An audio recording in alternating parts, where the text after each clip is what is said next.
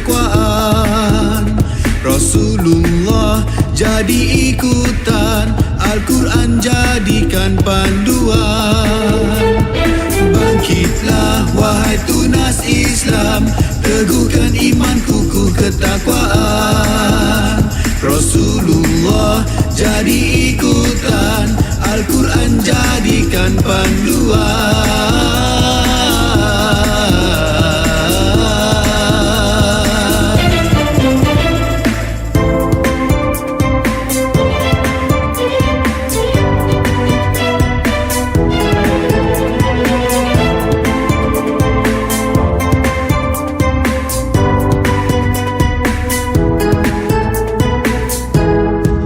Sesungguhnya solat kami, ibadah kami, hidup kami, mati kami hanya untuk Allah.